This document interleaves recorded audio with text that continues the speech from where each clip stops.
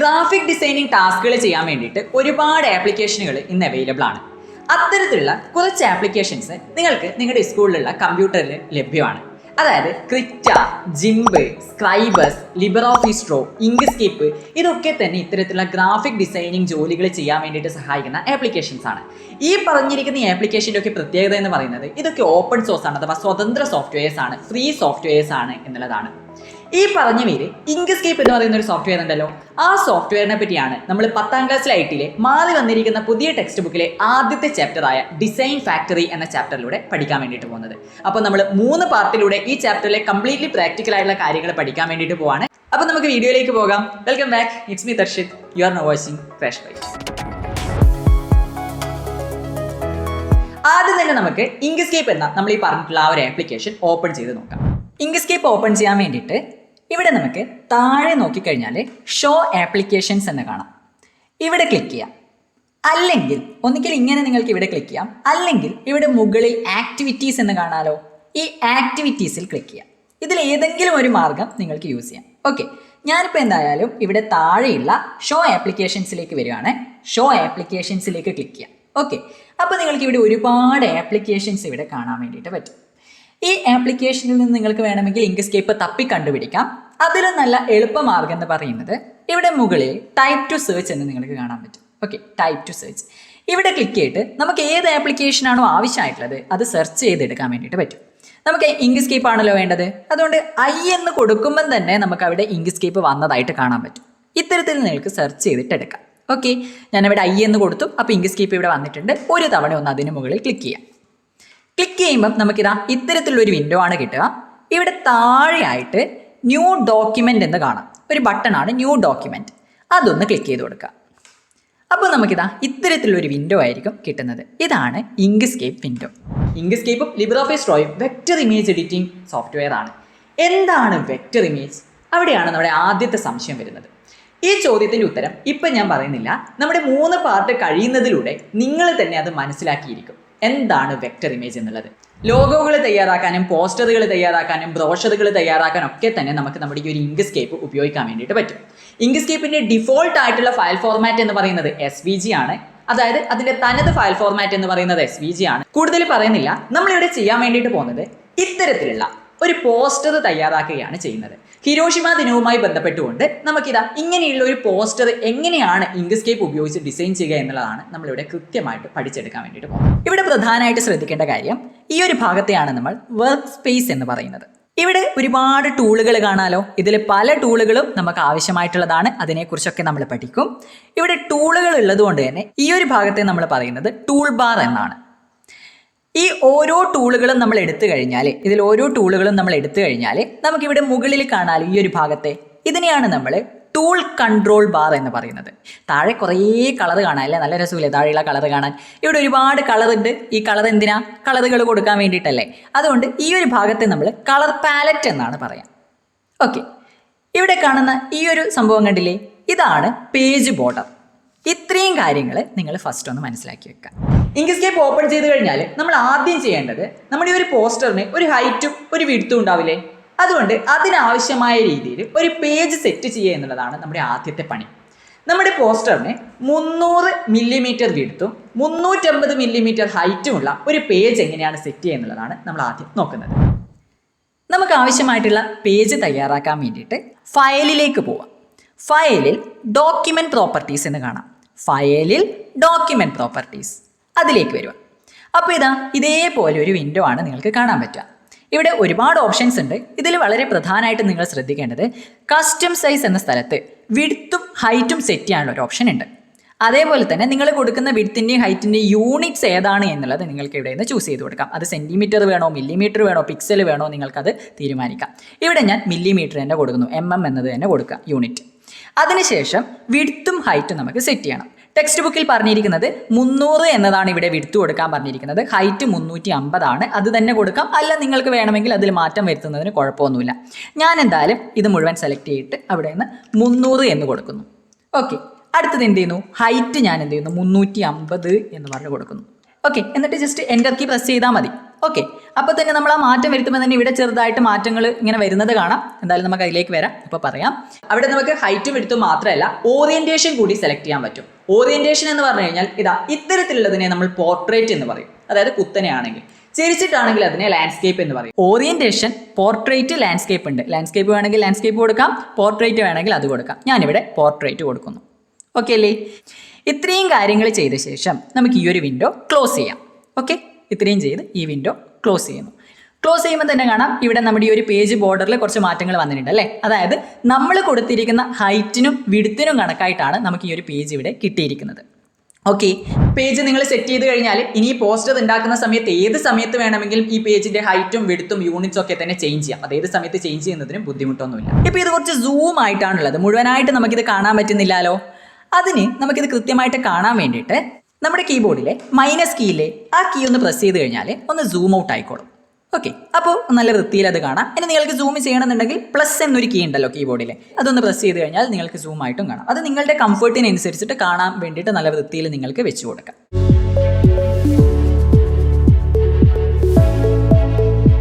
നേരെ ടൂൾ ബാറിലേക്ക് വന്നു കഴിഞ്ഞാൽ ആദ്യം നമ്മൾ പഠിക്കുന്നത് ഈ ഒരു ടൂളിനെ പറ്റിയാണ്. ക്രിയേറ്റ് റെക്റ്റാങ്കിൾസ് ആൻഡ് സ്ക്വയേഴ്സ് എന്ന് പറയുന്ന ടൂളാണ്. പേര് പോലെ തന്നെയാണ്, റെക്റ്റാങ്കിൾസും സ്ക്വയേഴ്സും ക്രിയേറ്റ് ചെയ്യാൻ വേണ്ടിയിട്ടാണ് നമ്മൾ ഉപയോഗിക്കുന്നത്. ഷോർട്ട് കട്ട് R ആണ്. ഞാനിത് ക്ലിക്ക് ചെയ്യുന്നു, എന്നിട്ട് ഇതാ ഇവിടെ ഇങ്ങനെ ഡ്രാഗ് ചെയ്ത് കഴിഞ്ഞാൽ എനിക്കിവിടെ ഒരു സ്ക്വയർ കിട്ടും, അല്ലെങ്കിൽ ഒരു റെക്റ്റാങ്കിൾ കിട്ടും. ഓക്കെ, ഇവിടെ റെക്റ്റാങ്കിൾ കിട്ടിയിട്ടുണ്ട്. അപ്പോൾ അതിനിടയിൽ ഷോർട്ട് കട്ട് എന്ന് പറഞ്ഞിട്ടൊരു സാധനം പറഞ്ഞിട്ടുണ്ടല്ലേ, R എന്ന്. അതെന്താന്ന് പറഞ്ഞു കഴിഞ്ഞാൽ നമുക്ക് ഇവിടെ നിന്ന് തന്നെ ഈ ടൂളുകൾ എടുക്കണമെന്നില്ല. ഷോർട്ട് കട്ട് ഏതാണോ ആ ഷോർട്ട് കട്ട് നമുക്ക് അറിയാമെങ്കിൽ നമ്മുടെ കീബോർഡിൽ ആ ഒരു കീ പ്രസ് ചെയ്താൽ മതി. ഇപ്പോൾ R ആണെങ്കിൽ കീബോർഡിലെ R എന്ന കീ പ്രസ് ചെയ്ത് കഴിഞ്ഞാലും നമുക്ക് ഈ ഒരു ടൂള് കിട്ടും. ഇവിടെ നമുക്ക് വേറെ ഒരു ടൂള് കാണാം.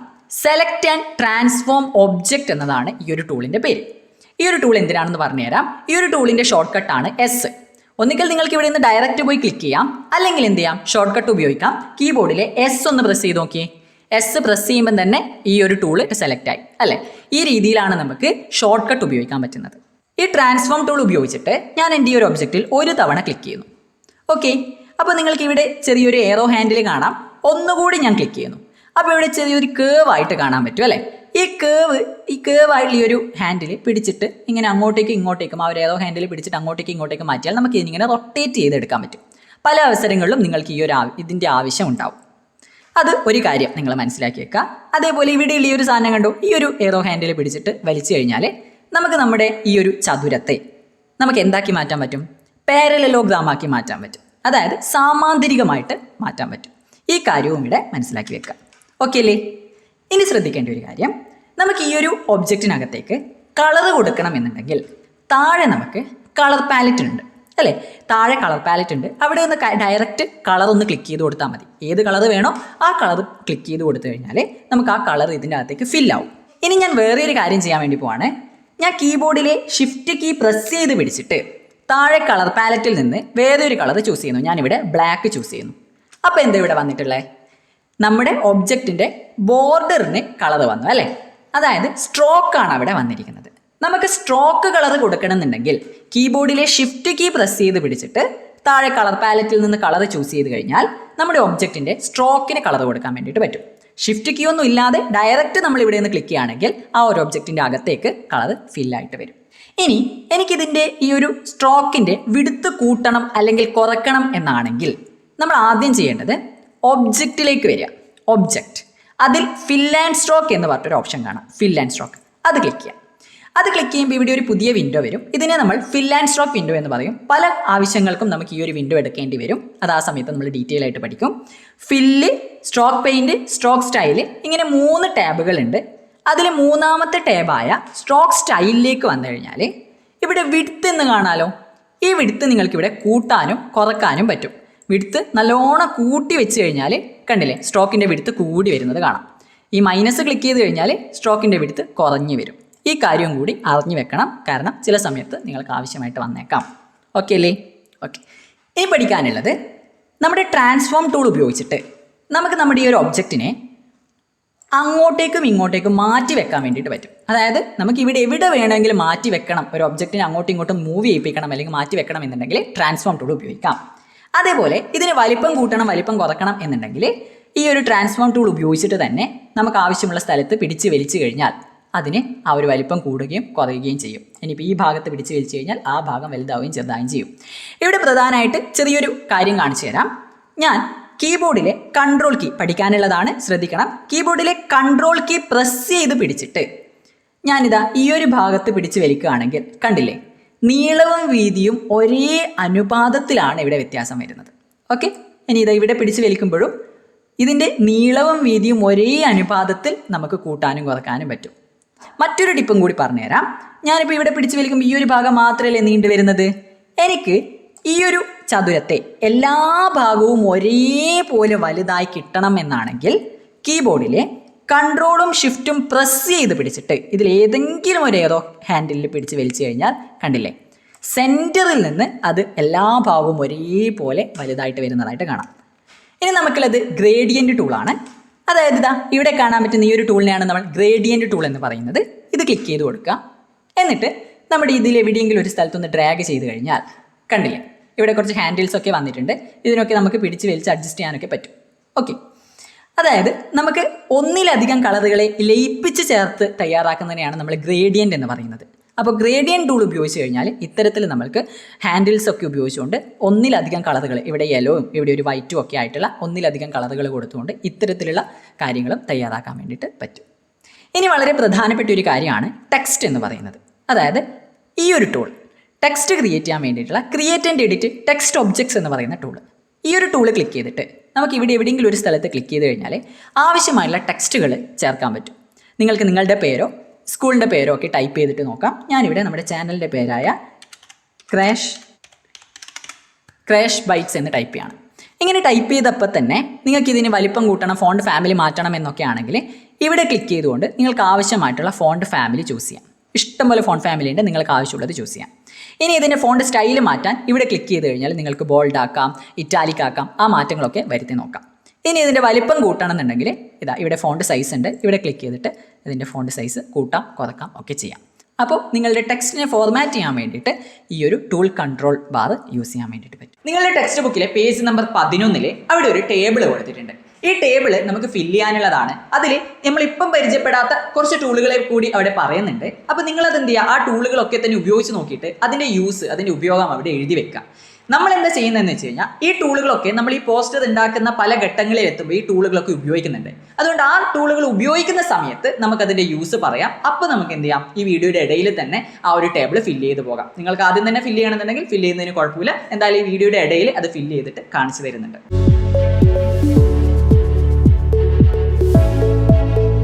ഈ ഒരു പോസ്റ്ററാണ് നമുക്ക് തയ്യാറാക്കേണ്ടത്. പേജ് സെറ്റ് ചെയ്ത് കഴിഞ്ഞാൽ അടുത്തത് നമുക്ക് ഈ പോസ്റ്ററിന് ആവശ്യമായുള്ള ഒരു ബാക്ക്ഗ്രൗണ്ട് സെറ്റ് ചെയ്യുക എന്നുള്ളതാണ് അടുത്ത പണി. ബാക്ക്ഗ്രൗണ്ട് തയ്യാറാക്കാൻ വേണ്ടിയിട്ട് നമ്മൾ ഉപയോഗിക്കുന്നത് റെക്റ്റാങ്കിൾ ടൂളാണ്. ക്രിയേറ്റ് റെക്റ്റാങ്കിൾസ് ആൻഡ് സ്ക്വയേഴ്സ് എന്ന് പറയുന്ന ടൂൾ ക്ലിക്ക് ചെയ്യുന്നു. അത് ക്ലിക്ക് ചെയ്ത ശേഷം നമ്മൾ എന്ത് ചെയ്യുന്നു, ഞാനിതാ ഇവിടെ എവിടെയെങ്കിലും ആയിട്ട് ഒരു റെക്റ്റാങ്കിൾ വരച്ചു കൊടുക്കുക.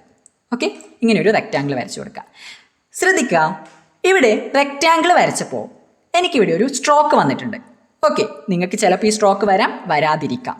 ഓക്കെ, ഇങ്ങനൊരു സ്ട്രോക്ക് വന്നിട്ടുണ്ടെങ്കിൽ നമുക്ക് ഈ സ്ട്രോക്കിൻ്റെ കളർ ഒഴിവാക്കാൻ വേണ്ടിയിട്ട് കീബോർഡിലെ ഷിഫ്റ്റ് കീ പ്രസ് ചെയ്ത് പിടിച്ചിട്ട് താഴെ കളർ പാലറ്റിൽ ഈ ഇൻറ്റു മാർക്ക് ഉണ്ടല്ലോ, ഈ ഇൻറ്റു മാർക്ക് ക്ലിക്ക് ചെയ്താൽ മതി. അപ്പോൾ ആ ഒരു സ്ട്രോക്ക് കളർ പോയി. അതേപോലെ തന്നെ ഷിഫ്റ്റ് കീ ഒന്നും പ്രസ് ചെയ്യാതെ കളർ പാലറ്റിൽ നിന്ന് ഇൻറ്റു മാർക്ക് ക്ലിക്ക് ചെയ്യുകയാണെങ്കിൽ ആ ഒബ്ജക്റ്റിൻ്റെ കളർ പോകും. ഇനി ഞാൻ എന്ത് ചെയ്യുന്നു, എനിക്ക് ഈ ഒരു ഒബ്ജക്റ്റിന് നമ്മുടെ ആ ഒരു റെക്റ്റാങ്കിളിൻ്റെ കളർ വേണം. ഞാൻ താഴെ നിന്ന് ബ്ലാക്ക് കളർ ചൂസ് ചെയ്യുന്നു, ഒരു ഡാർക്ക് കളർ ചൂസ് ചെയ്യുക. പിന്നീട് നമുക്ക് ആവശ്യമെങ്കിൽ ഇതിൻ്റെ കളർ മാറ്റാൻ പറ്റും. ഇപ്പം ഞാൻ തൽക്കാലം ബ്ലാക്ക് ചൂസ് ചെയ്യുന്നു. ഇവിടെ പ്രധാനമായിട്ട് ശ്രദ്ധിക്കേണ്ടത് നമ്മുടെ ബാക്ക്ഗ്രൗണ്ട് എന്ന് പറയുന്നത് നമ്മൾ തയ്യാറാക്കിയ പേജിൻ്റെ അതേ സൈസിലായിരിക്കണം. അതിനുവേണ്ടി ഞാനിവിടെ ചെയ്യാൻ വേണ്ടി പോകുന്നത്, ഇവിടെ ട്രാൻസ്ഫോം ടൂൾ ഉണ്ടല്ലോ, ട്രാൻസ്ഫോം ടൂൾ എടുത്തിട്ട് നമ്മുടെ ഈ ഒരു റെക്റ്റാങ്കിളിനെ ഒന്ന് സെലക്ട് ചെയ്ത് വെക്കുന്നു. സെലക്ട് ചെയ്ത് കഴിഞ്ഞാൽ നിങ്ങൾക്കിവിടെ എക്സ് വൈ ഡബ്ല്യു എച്ച് ഇത്രയും കാണാം. ഡബ്ല്യു എന്ന് പറഞ്ഞു കഴിഞ്ഞാൽ വിഡ്ത്താണ്, എച്ച് എന്ന് പറഞ്ഞു കഴിഞ്ഞാൽ ഹൈറ്റ് ആണ്. എൻ്റെ ഈ ഒരു റെക്റ്റാങ്കിളിൻ്റെ വിഡ്ത്ത് എന്ന് പറയുന്നത് പേജിൻ്റെ അതേ വിഡ്ത്തിലേക്ക് കൊണ്ടുവരുന്നു. അതായത് ഈ വിഡ്ത്ത് മാറ്റിയിട്ട് ഞാൻ 300 എന്ന് കൊടുക്കുന്നു, എൻ്റർ കീ പ്രസ് ചെയ്യുന്നു. അപ്പോൾ ആ പേജിൻ്റെ 300 എന്ന് പറയുന്ന ആ വിഡ്ത്തിലേക്ക് ഇത് വന്നിട്ടുണ്ട്. ഇനി ഞാൻ ഹൈറ്റ് എന്ത് ചെയ്യുന്നു, ഹൈറ്റ് 350 കൊടുക്കുന്നു. കാരണം നമ്മുടെ പേജിൻ്റെ ഹൈറ്റ് നമ്മൾ ആദ്യമേ സെറ്റ് ചെയ്തത് 350 മില്ലിമീറ്റർ ആണ്. 350 എന്ന് കൊടുത്തു, എൻ്റർ കീ പ്രസ് ചെയ്തു. അപ്പോൾ പേജിൻ്റെ അതേ ഹൈറ്റിലും വിഡ്ത്തിലും ഇത് സെറ്റ് ആയിട്ടുണ്ട്. ഇനി എനിക്ക് വേണമെങ്കിൽ ഇതിനെ പിടിച്ച് വലിച്ച് ഇവിടെ അഡ്ജസ്റ്റ് ചെയ്ത് വെക്കാം. അപ്പോൾ അത് കറക്റ്റ് അഡ്ജസ്റ്റ് ചെയ്ത് വെക്കണം, നമ്മളിങ്ങനെ ഡ്രാഗ് ചെയ്ത് സൂക്ഷിച്ച് നോക്കി വെക്കണം. അതിലും നല്ലൊരു എളുപ്പമാർഗ്ഗം എന്താണെന്ന് വെച്ച് കഴിഞ്ഞാൽ ഒറ്റയടിക്ക് നമുക്കിതിനെ കറക്റ്റ് ഫിറ്റായിട്ട് വെക്കാൻ ഏറ്റവും നല്ലത് ഇവിടെ എക്സ് എന്നും വൈ എന്നും കാണാം അല്ലേ. ഇവിടെ എക്സിൽ 0 കൊടുക്കുക, എക്സിൽ 0 കൊടുക്കുക, എൻ്റർ കീ പ്രസ് ചെയ്യാം. ഇനി വൈയിലും അതേപോലെ 0 കൊടുക്കുക, എൻ്റർ കീ പ്രസ് ചെയ്യാം. അപ്പോൾ നമ്മുടെ ആ ഒരു പേജിന് കണക്കായിട്ട് നമ്മുടെ ബാക്ക്ഗ്രൗണ്ട് വന്നിട്ടുണ്ട്. സിമ്പിളാണ്, ഇത്രയേ ചെയ്തിട്ടുള്ളൂ.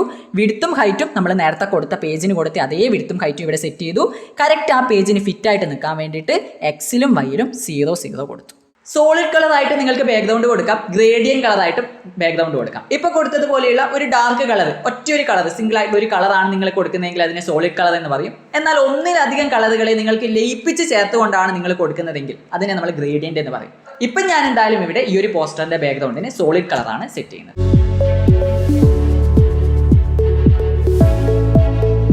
ഇതിൽ ഓരോ ടെക്സ്റ്റും വേറെ വേറെ ഫോൺ ഫാമിലി അല്ലെങ്കിൽ വേറെ വേറെ സൈസ്, വേറെ വേറെ കളറിലൊക്കെയാണ് ഉള്ളത്. അതുകൊണ്ട് ഓരോ ടെക്സ്റ്റും നമ്മൾ സെപ്പറേറ്റ് ആണ് തയ്യാറാക്കാൻ വേണ്ടിയിട്ട് പോകുന്നത്. അതിനായിട്ട് നേരെ തിരിച്ച് ഇതിലേക്ക് വരുന്നു. നമുക്കിവിടെ ടെക്സ്റ്റ് ക്രിയേറ്റ് ചെയ്യാനുള്ള create and edit text objects എന്ന് പറയുന്ന ഒരു ടൂളുണ്ട്. ഈ ടൂള് ക്ലിക്ക് ചെയ്യുന്നു. നമുക്ക് ആവശ്യമായിട്ടുള്ള എലമെൻറ്റുകൾ ഇവിടെ പുറത്ത് വെച്ച് ക്രിയേറ്റ് ചെയ്തിട്ട് കറക്റ്റ് ആയിക്കഴിഞ്ഞാൽ തിരിച്ച് ഇതിലേക്ക് കൊണ്ടുവെക്കാൻ പറ്റും. അതുകൊണ്ട് എന്ത് ചെയ്യുന്നു, ഞാൻ തൽക്കാലം ഇതിനകത്ത് തന്നെ പോയി ടെക്സ്റ്റ് ഇപ്പം ടൈപ്പ് ചെയ്യുന്നില്ല, പുറത്ത് ഞാൻ ടൈപ്പ് ചെയ്യാണ്. പുറത്ത് ഒരു തവണ ക്ലിക്ക് ചെയ്യാം. എന്നിട്ട് ആദ്യത്തെ നമ്മുടെ ടെക്സ്റ്റ് എന്താ, സേ നോ എന്നുള്ളതാണ് അല്ലേ. ഇവിടെ കാണാം സേ നോ എന്നുള്ളതാണ്. അത് ടൈപ്പ് ചെയ്യുന്നു. മുഴുവൻ ക്യാപിറ്റൽ ലെറ്ററിൽ കിട്ടാൻ വേണ്ടിയിട്ട് കീബോർഡിലെ ക്യാപ്സ് ലോക്ക് കീ പ്രസ് ചെയ്ത് കഴിഞ്ഞാൽ ഒറ്റ തവണ പ്രസ് ചെയ്തിട്ട് അങ്ങ് വിട്ടാൽ മതി. അതിനുശേഷം നമ്മൾ ടൈപ്പ് ചെയ്യുന്നതൊക്കെ തന്നെ ക്യാപിറ്റൽ ലെറ്ററിലായിരിക്കും വരുന്നത്. ഞാനിവിടെ സേ നോ എന്ന് ടൈപ്പ് ചെയ്തു. ഓക്കെ അല്ലേ. ഇനി ഞാൻ അടുത്ത ടെക്സ്റ്റ് ആയിട്ട് കൊടുക്കുന്നു. അടുത്തത് എന്താ, അടുത്തത് 2 എന്നതാണ്. അത് അടുത്ത ടെക്സ്റ്റ് ആയിട്ട് കൊടുത്തു. വീണ്ടും താഴെ ക്ലിക്ക് ചെയ്യുക, വാർ എന്ന് കൊടുക്കുന്നു. വീണ്ടും താഴെ ക്ലിക്ക് ചെയ്യുക, AUG06. ഓക്കെ, അതായത് ഓഗസ്റ്റ് 6 എന്നത് കൊടുക്കുന്നു. താഴെ ക്ലിക്ക് ചെയ്യുന്നു, ഹിരോഷിമ ഡേ. ഇത്രയും ടൈപ്പ് ചെയ്തു. ആവശ്യമായിട്ടുള്ള മുഴുവൻ ടെക്സ്റ്റുകളും നമ്മളിവിടെ ടൈപ്പ് ചെയ്തിട്ടുണ്ട്. ഇനി എന്ത് ചെയ്യുക, നമുക്ക് വേണ്ട ഫോണ്ട് ഫാമിലി, കളറ്, സൈസ് ഒക്കെ സെറ്റ് ചെയ്യണം.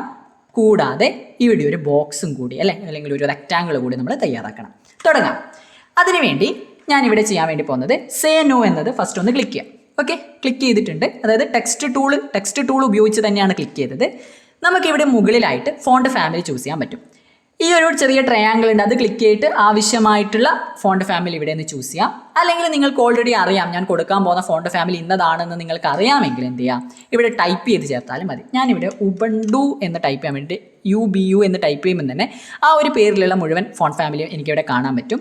ഞാനിവിടെ സേ നോ എന്നതിന് ഉബണ്ടു എന്നതാണ് കൊടുക്കുന്നത്. ഉബണ്ടു എന്നത് കൊടുത്തു. അപ്പോൾ ചെറിയൊരു മാറ്റം ഇവിടെ വന്നിട്ടുണ്ട്. ഇനി ഞാനിതിനെ ഫോണ്ട് സ്റ്റൈല് ബോൾഡ് ആക്കുന്നു. ബോൾഡ്.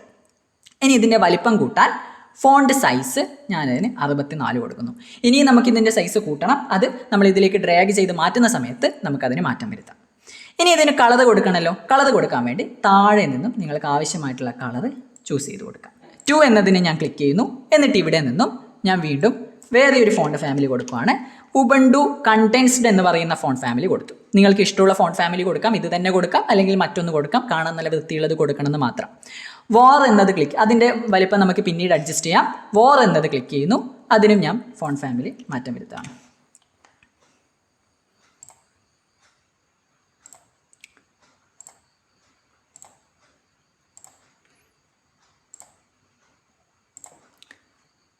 അങ്ങനെ ഓരോ ടെക്സ്റ്റും ക്ലിക്ക് ചെയ്തിട്ട് ആവശ്യമായിട്ടുള്ള font family, font style, font size ഒന്ന് അഡ്ജസ്റ്റ് ചെയ്ത് വെക്കുക. ഓക്കെ, ഇത്രയും കാര്യങ്ങൾ ചെയ്തു. ഇനിയും കുറച്ച് മാറ്റങ്ങൾ വരുത്താനുണ്ട്, നമുക്കതിലേക്ക് കിടക്കാം. ആദ്യം ഞാൻ എന്ത് ചെയ്യുന്നു, ഈ സേ നോ എന്നതിനെ പിടിച്ച് വലിച്ച് ഇങ്ങോട്ടേക്ക് കൊണ്ടുവരാൻ വേണ്ടി പോവാണ്. എന്നിട്ട് ഇവിടെ വെച്ച് അതിനെ വലുതാക്കും. അതിനുവേണ്ടി നമുക്ക് ഇങ്ങോട്ടേക്കും ടെക്സ്റ്റിനൊക്കെ മാറ്റണം എന്നുണ്ടെങ്കിൽ ട്രാൻസ്ഫോം ടൂൾ ക്ലിക്ക് ചെയ്യുന്നു. ട്രാൻസ്ഫോം ടൂൾ ക്ലിക്ക് ചെയ്ത ശേഷം ആവശ്യമായിട്ടുള്ള ടെക്സ്റ്റിനെ സെലക്ട് ചെയ്ത് വലിച്ച് ഇങ്ങോട്ടേക്ക് കൊണ്ടുവരുന്നു. ഇതിനെ എനിക്ക് വലുതാക്കണം. എല്ലാ ഭാഗവും ഒരേപോലെ വലുതായി കിട്ടാൻ കീബോർഡിലെ കൺട്രോളും ഷിഫ്റ്റും ഒരുമിച്ച് പ്രസ് ചെയ്ത് പിടിച്ചാൽ അതിൻ്റെ ചുറ്റിലും ഒരേപോലെ, അതായത് സെൻറ്ററിൽ നിന്ന് അതിങ്ങനെ വലുതായി വരും. എല്ലാ ഭാഗവും ഒരേപോലെ നമുക്ക് വലുതായിട്ട് കിട്ടും. ഓക്കെ, ഇനി ആവശ്യാനുസരണം ഇതിനെ നിങ്ങൾക്ക് സൈഡൊക്കെ പിടിച്ച് വലിച്ച് നിങ്ങളുടെ ആ ഒരു പോസ്റ്ററിൽ കാണുന്നത് പോലെ ഇതേപോലെ നിങ്ങൾക്ക് അഡ്ജസ്റ്റ് ചെയ്ത് വെക്കാം. അതേപോലെ ഞാൻ ഈ വാറിനെയും ഇങ്ങനെ അഡ്ജസ്റ്റ് ചെയ്ത് വെക്കാൻ വേണ്ടി പോവാണ്. സേനോയും വാറും ഞാനിവിടെ അഡ്ജസ്റ്റ് ചെയ്ത് വെച്ചു.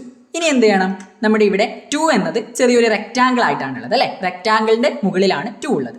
അപ്പോൾ റെക്റ്റാങ്കിൾ വരക്കാൻ വേണ്ടിയിട്ട് ക്രിയേറ്റ് റെക്റ്റാങ്കിൾസ് ആൻഡ് സ്ക്വയേഴ്സ് എന്ന ടൂൾ ക്ലിക്ക് ചെയ്യുക. ഷോർട്ട് കട്ട് എന്താ? ആറാണ് അതിൻ്റെ ഷോർട്ട് കട്ട്. അപ്പോൾ ഇത് ക്ലിക്ക് ചെയ്തിട്ട് ഇവിടെയായിട്ട് ഞാൻ എന്ത് ചെയ്യുന്നു, ഒരു റെക്റ്റാങ്കിൾ വരച്ചു കൊടുക്കുന്നു. ഓക്കെ, ഇങ്ങനെ ഒരു റെക്റ്റാങ്കിൾ വരച്ചു. എന്നിട്ട് ആ റെക്റ്റാങ്കിളിന് ഒരു കളർ കൊടുക്കണം. വരച്ച ഉടൻ തന്നെ താഴെ കളർ പാലറ്റിൽ നിന്ന് നമുക്ക് കളർ ചൂസ് ചെയ്താൽ മതി. ഞാനിവിടെ ഈ ഒരു കളർ ചൂസ് ചെയ്ത് കൊടുക്കുന്നു. എന്നിട്ട് ഇതിനെ അങ്ങോട്ടേക്ക് ഇങ്ങോട്ടേക്ക് മൂവ് ചെയ്ത് വെക്കണം എന്നുണ്ടെങ്കിൽ ട്രാൻസ്ഫോം ടൂൾ ക്ലിക്ക് ചെയ്തിട്ട് ആവശ്യമായ രീതിയിൽ ഇതിനെ അഡ്ജസ്റ്റ് ചെയ്ത് വെക്കാം. ഞാനിവിടെ ആയിട്ട് വെച്ചു. ഓക്കെ, ഈ 2 എന്ന ടെക്സ്റ്റിനെ നമുക്ക് ഇങ്ങോട്ടേക്ക് കൊണ്ടുവരണം. ഞാൻ തൽക്കാലം ഈ 2 എന്ന ടെക്സ്റ്റിനെ കുറച്ചൊന്ന് വലുതാക്കാം. ഓക്കെ, ഇനി ഞാൻ ഇതിന് വൈറ്റ് കളർ കൊടുക്കുന്നു. താഴെ ഡയറക്റ്റ് വൈറ്റ് ക്ലിക്ക് ചെയ്താൽ മതി. അത് കാണൂല, കാരണം ബേക്കിൽ വൈറ്റ് ആയതുകൊണ്ടാണ് ഇതിനെ ഞാൻ പിടിച്ച് വലിച്ച് ഇങ്ങോട്ടേക്ക് കൊണ്ടുവരുന്നു. അയ്യോ, അപ്പം എന്താ സംഭവിച്ചേ? നമ്മുടെ 2 ആ ബോക്സിൻ്റെ പുറകിലാണുള്ളത്, ആ റെക്റ്റാങ്കിളിൻ്റെ ബേക്കിലാണുള്ളത്. അപ്പോൾ എങ്ങനെയാണ് നമുക്കതിനെ മുകളിലേക്ക് കൊണ്ടുവരാൻ പറ്റുക? മുകളിലേക്ക് കൊണ്ടുവരാൻ വേണ്ടിയിട്ട് നമ്മുടെ കീബോർഡിൽ 2 കീ ഉണ്ട്, page up, page down. Page up click ചെയ്ത് കഴിഞ്ഞാൽ നമ്മൾ ക്ലിക്ക് ചെയ്ത ഒബ്ജക്റ്റിനെ നമുക്ക് മുകളിലേക്ക് കൊണ്ടുവരാം. പേജ് ഡൗൺ ക്ലിക്ക് ചെയ്ത് കഴിഞ്ഞാൽ നമ്മൾ ക്ലിക്ക് ചെയ്ത ഒബ്ജക്റ്റിനെ താഴേക്ക് കൊണ്ടുവരാൻ പറ്റും. ഇവിടെ നമുക്ക് എന്താ വേണ്ടേ?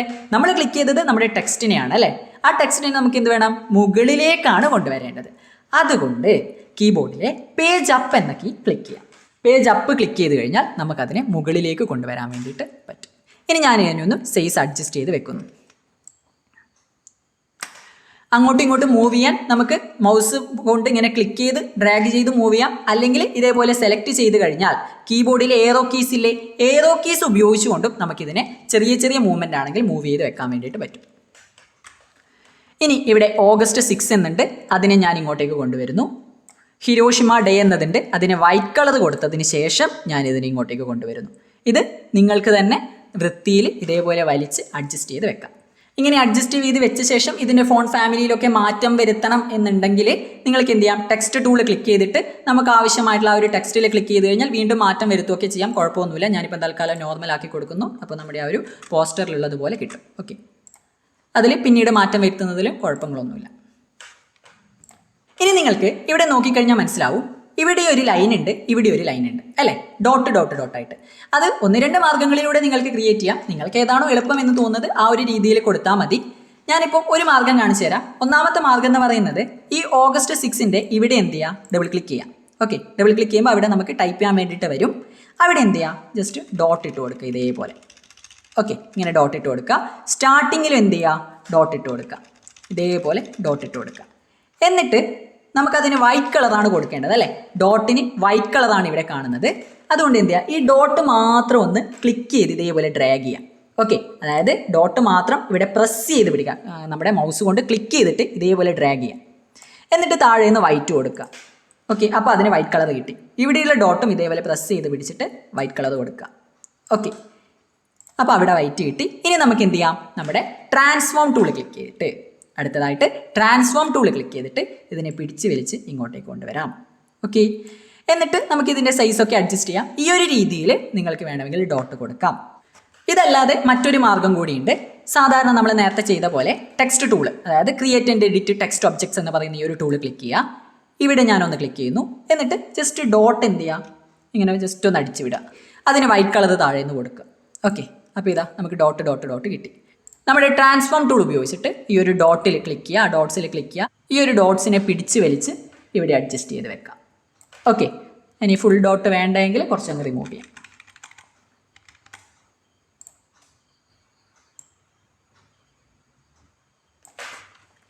ഓക്കെ അല്ലേ? ഇത് നിങ്ങൾക്ക് ചെറുതൊക്കെ ആണെങ്കിൽ സൂം ചെയ്ത് കാണുന്നുണ്ടെങ്കിൽ കീബോർഡിലെ പ്ലസ് ഇങ്ങനെ പ്രസ് ചെയ്ത് കഴിഞ്ഞാൽ നമുക്കത് സൂമായിട്ട് കിട്ടും. ഓക്കെ അല്ലേ? ഇനി ഇതിൻ്റെ തന്നെ ഒരു പകർപ്പ്, ഒരു ഡ്യൂപ്ലിക്കേറ്റ് നമുക്ക് ഇങ്ങോട്ടേക്ക് കൊണ്ടുവരണം. വളരെ ഇമ്പോർട്ടൻ്റ് ആയിട്ടുള്ള കാര്യം, നമുക്ക് ഇത്തരത്തിലുള്ള ടെക്സ്റ്റിൻ്റെ അല്ലെങ്കിൽ ഏതെങ്കിലും ഒരു ഒബ്ജക്റ്റിൻ്റെ ഡ്യൂപ്ലിക്കേറ്റ് എടുക്കാൻ ഇതിൽ ക്ലിക്ക് ചെയ്തിട്ട് കൺട്രോൾ കീ പ്രസ് ചെയ്ത് പിടിച്ചിട്ട് ഡി പ്രസ് ചെയ്താൽ മതി. കീബോർഡിലെ കൺട്രോൾ കീ പ്രസ് ചെയ്ത് പിടിച്ചിട്ട് ഡി എന്ന കീ പ്രസ് ചെയ്ത് കഴിഞ്ഞാൽ അതിൻ്റെ ഡ്യൂപ്ലിക്കേറ്റ് കിട്ടും. ഞാനിവിടെ കൺട്രോൾ പ്രസ് ചെയ്ത് പിടിച്ച് ഡി പ്രസ് ചെയ്തു. അപ്പോൾ ഇതിന് മുകളിൽ ഒരു ഡ്യൂപ്ലിക്കേറ്റ് വന്നിട്ടുണ്ട്. അപ്പോൾ ഇത് ഇവിടെ നിന്ന് ഇങ്ങനെ വലിച്ചാൽ മതി, അവിടെ നമുക്കൊരു ഡ്യൂപ്ലിക്കേറ്റ് കിട്ടും. ഓക്കെ അല്ലേ? സെറ്റ്. ഓക്കെ, ഇത്രയും കാര്യങ്ങൾ നമ്മൾ ചെയ്തിട്ടുണ്ട്. ഇനി ഒരു കാര്യം ശ്രദ്ധിച്ചേ. ഞാനിതാ ഇവിടെ പിടിച്ച് വലിക്കുമ്പോൾ ഇതൊക്കെ ഇങ്ങോട്ടേക്ക് ഊരി വരുന്നുണ്ട് അല്ലേ? അയ്യോ, ഇതൊക്കെ ഊരി വന്നു. ഇങ്ങനെ നമുക്ക് ഊരി വരാൻ പാടുണ്ടോ? ഇല്ല, കൃത്യമായിട്ട് അതൊക്കെ ആ സ്ഥാനത്ത് തന്നെ നിൽക്കണം. അതിനുവേണ്ടി നമ്മൾ ഈ ക്രിയേറ്റ് ചെയ്ത കാര്യങ്ങളൊക്കെ തന്നെ നമുക്ക് ഗ്രൂപ്പ് ചെയ്യാൻ വേണ്ടി പറ്റും. അതിനായി നമ്മൾ എന്ത് ചെയ്യുക? ഇവിടെ പുറത്തൊന്ന് ക്ലിക്ക് ചെയ്തിട്ട് ഇതേപോലെ ഒന്ന് ഡ്രാഗ് ചെയ്യാം, മുഴുവനായിട്ട് ഡ്രാഗ് ചെയ്യാം. അപ്പോൾ നമുക്ക് ആവശ്യമായിട്ടുള്ള മുഴുവൻ ടെക്സ്റ്റും ഒരുമിച്ച് നമുക്ക് സെലക്ട് ആയി. അല്ലേ? ആവശ്യമായുള്ള മുഴുവൻ ടെക്സ്റ്റും ഒരുമിച്ച് സെലക്ട് ആയി കിട്ടി. ഇനി ഗ്രൂപ്പ് ചെയ്യാൻ 2 മാർഗമുണ്ട്. ഒന്നാമത്തെ മാർഗം ഒബ്ജക്റ്റിൽ ഗ്രൂപ്പ് കൊടുക്കുക. ഒന്നാമത്തെ മാർഗം ഒബ്ജക്റ്റിൽ ഗ്രൂപ്പ് കൊടുക്കുക. അല്ലെങ്കിൽ അതിനൊരു ഷോർട്ട് കട്ട് ഉണ്ട്. കൺട്രോൾ കീ പ്രസ് ചെയ്ത് പിടിച്ചിട്ട് ജി അമർത്തുക. ഗ്രൂപ്പിൻ്റെ ജി കൺട്രോൾ കീ പ്രസ് ചെയ്ത് പിടിച്ച് ജി അമർത്തുക.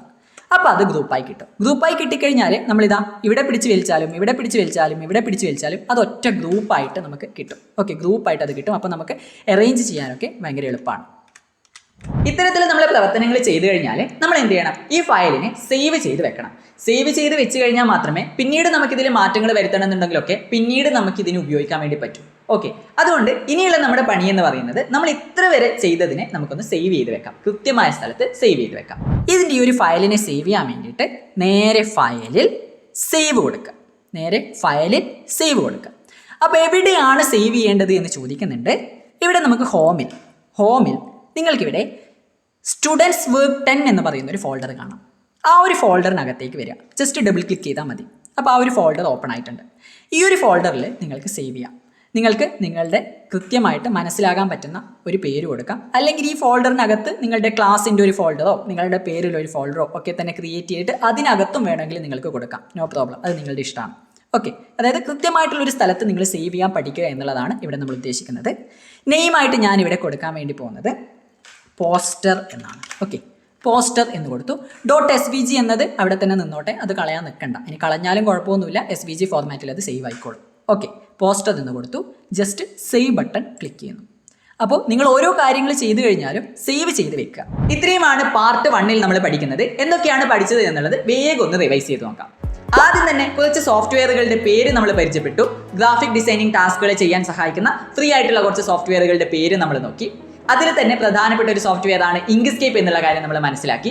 ഇങ്ക്സ്കേപ്പ് എന്താണ് എന്നുള്ളതും അത് ഓപ്പൺ ചെയ്തിട്ട് നോക്കി. അവിടെ തന്നെ നമുക്കൊരു സംശയം അല്ലെങ്കിൽ ഒരു ചോദ്യം വന്നിരുന്നു, എന്താണ് വെക്ടർ ഇമേജ് എന്നുള്ളത്. ആ ചോദ്യം അവിടെ നിൽക്കട്ടെ. അതിനുശേഷം നമുക്ക് ആവശ്യമായിട്ടുള്ള രീതിയിലേക്ക് പേജ് സെറ്റ് ചെയ്യാൻ വേണ്ടിയിട്ട് നമ്മൾ പഠിച്ചു. കൃത്യമായ ഹൈറ്റും വിഡ്ത്തും ഓറിയന്റേഷനും ഒക്കെ സെറ്റ് ചെയ്തുകൊണ്ട് ഒരു പേജ് സെറ്റ് ചെയ്യാൻ പഠിച്ചു. എന്നിട്ട് പ്രധാനപ്പെട്ട കുറച്ച് ടൂളുകൾ, ഇങ്ക്സ്കേപ്പിലെ പ്രധാന ടൂളുകൾ നമ്മൾ നോക്കി. എന്നിട്ട് നേരെ എന്ത് ചെയ്തു? പോസ്റ്ററിന് ആവശ്യമായിട്ടുള്ള ബാക്ക്ഗ്രൗണ്ട് സെറ്റ് ചെയ്തു. പിന്നീട് ആവശ്യമായിട്ടുള്ള ടെക്സ്റ്റുകൾ ഉൾപ്പെടുത്തി അവസാനമായിട്ട് ഫയലിനെ കൃത്യമായി അത് നമ്മൾ സേവ് ചെയ്തു. സേവ് ചെയ്യുമ്പോൾ അത് SVG ഫയലായിട്ടായിരിക്കും, ഒരു SVG ഇമേജ് ആയിട്ടായിരിക്കും അത് സേവ് ആകുന്നത്. ഇത്രയും കാര്യങ്ങളാണ് നമ്മൾ പാർട്ട് 1 പഠിച്ചിരിക്കുന്നത്. ഇനിയും കുറേ കാര്യങ്ങൾ കുറച്ചുകൂടി ഒരു പോസ്റ്റിനെ അടിപൊളിയാക്കാനുള്ള കാര്യങ്ങൾ ചെയ്യാനുണ്ട്. അത് നമ്മൾ പാർട്ട് 2 പഠിക്കാൻ വേണ്ടി പോകുന്നത്. വീഡിയോസ് ഇഷ്ടപ്പെടുവാണെങ്കിൽ തീർച്ചയായിട്ടും ലൈക്ക് ചെയ്യാനും ഇത്തരത്തിലുള്ള വീഡിയോകൾ ഇനിയും നിങ്ങൾക്ക് വേണമെന്നുണ്ടെങ്കിൽ സബ്സ്ക്രൈബ് ചെയ്യാനും മറക്കേണ്ട. നിങ്ങളുടെ കൃത്യമായ അഭിപ്രായങ്ങൾ കമൻറ്റ് ചെയ്യാനും മറക്കേണ്ട.